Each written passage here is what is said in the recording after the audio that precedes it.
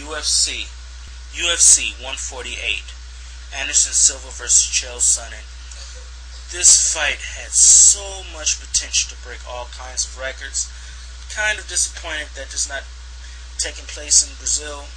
Had potential to fill a soccer stadium, probably with about 80,000 in attendance, screaming Brazilian fans.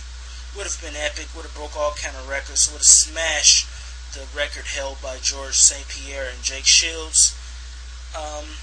Everyone's disappointed that this is not happening in Brazil. Sonnen's disappointed, Anderson Silva disappointed. Some may think that it's surprising that Sonnen wanted this to happen in Brazil. Look, he wanted to break records. He wanted to make history.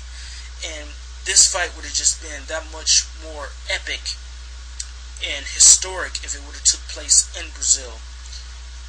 But it's not, so it's good that the fight is still going to happen, but it's too bad it's not going to happen in Brazil. I'm gonna say it like this: I'm not a big fan of Chael Sonnen at all. Okay, I can look past his trash talking. Okay, I'm a boxing and football fan.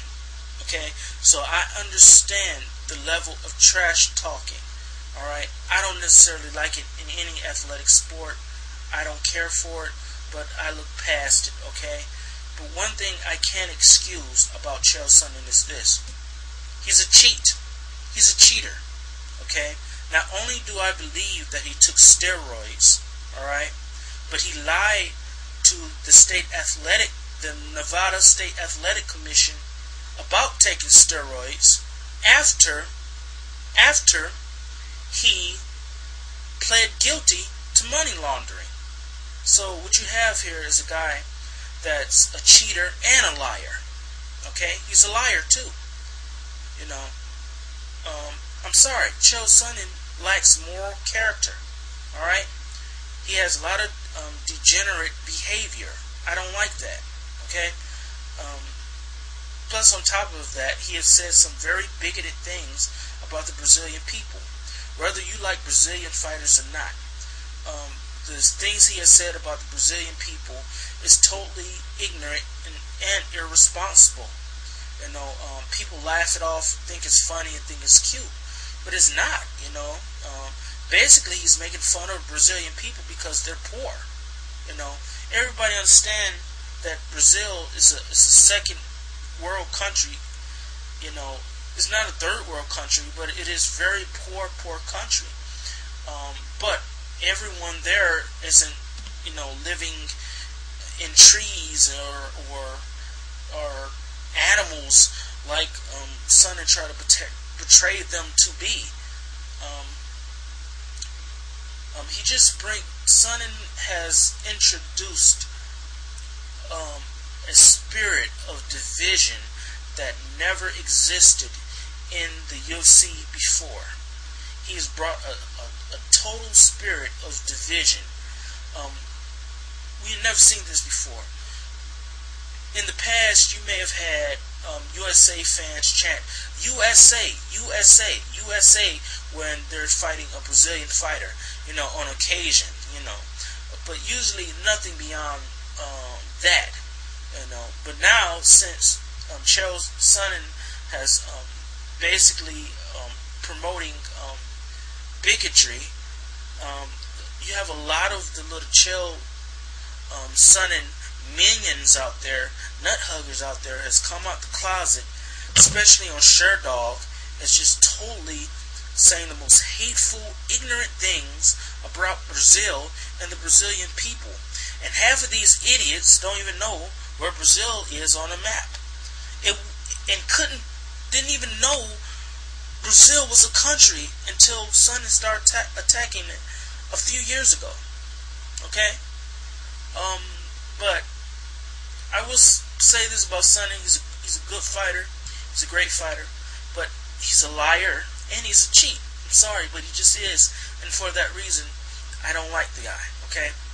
But Sonnen is going to dominate Anderson Silva like he did the first fight. Okay? The first fight, everyone agrees that Sonnen dominated Anderson Silva.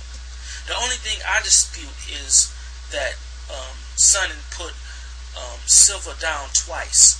Okay, if you look at the first round where Sonnen supposedly knocked Anderson Silva down on the ground, it never happened. Okay, Sonnen threw a punch, it landed, it hurt Silva. Silva buckled. Silva went backwards. He squatted down. He automatically stood right back up. I guess it was muscle memory. He jumped right back up, and he was ready to go. Silva back never hit the ground, so it's not a knockdown. I don't know why people call it knockdown. I think people need to take their hater goggles off when they watch Anderson Silva fights. The second supposed knockdown, every time I see that second knockdown, Silva always looked like he's falling to me. He was off balance in the first place when he was going forward. He was throwing a punch. He was momentum. He was going forward. He was going to fall anyway. At the same time, Sonnen was throwing a punch. It may have looked like the punch connected, but I don't think so. I think Anderson Silva was falling forward. Okay, I'm not saying that Sonnen did not connect with some great punches, because he did, but he did not get 2 knockdowns, you know. Well, anyway, let's go on to the second fight. How the second fight is going to go down, and what do these fighters have to do to change things to win?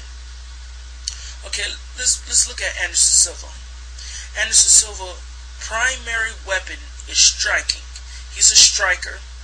He's an A+ striker, okay, and he's say about a C+, sometime B level jiu-jitsu guy. No, maybe not B. I say C level, good jiu-jitsu guy. Okay, that's where he at with his jiu-jitsu, and he's an A+ with his striking. But when it comes to wrestling, he is a D-, sometime an F. He makes no effort in his wrestling sometimes. His grappling is okay, but his wrestling is terrible. And it's the reason why Anderson Silva is out-wrestled almost every fight he's in. Okay? What he needs to change is this, I think, for him to have a chance to win. He cannot worry about Chael Sonnen takedown. Okay? What you have with great strikers is this. When great strikers fight wrestlers, their striking is usually neutralized because the striker is not able to move around the way he wants to. He's not comfortable.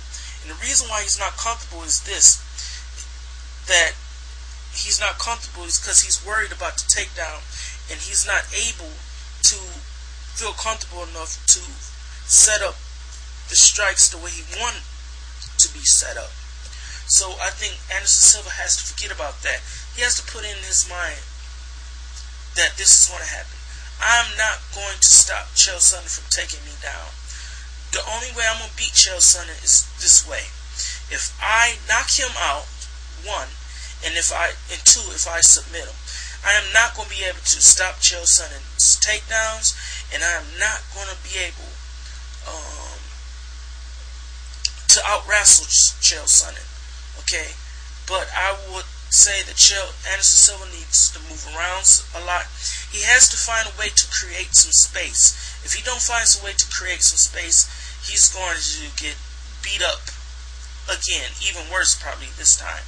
He has to find some way to create space, and he has to stay away from the kicks. Okay, because I saw in the fight, the first time they fought, a lot of the kicks he was throwing, he was leaving himself open.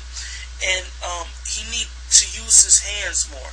If he fought more with his hands, more boxing and less kicking, I think he'd be okay. He needs to find more space, and he needs to move around a lot. And he needs to work the ground. That's going to be the only way he beats Chael Sonnen. As for Chael Sonnen, what Chael Sonnen needs to do, Chael Sonnen needs to stop having mental lapses. Okay, He needs to stop having mental lapses. He had Anderson Silva in this fight. All he had to do was finish Anderson Silva off. What Chael Sonnen has to do, of course, is do what he did the first fight. Take Anderson Silva down and ground and pound the hell out of him. Okay? But what Chael Sonnen does is this.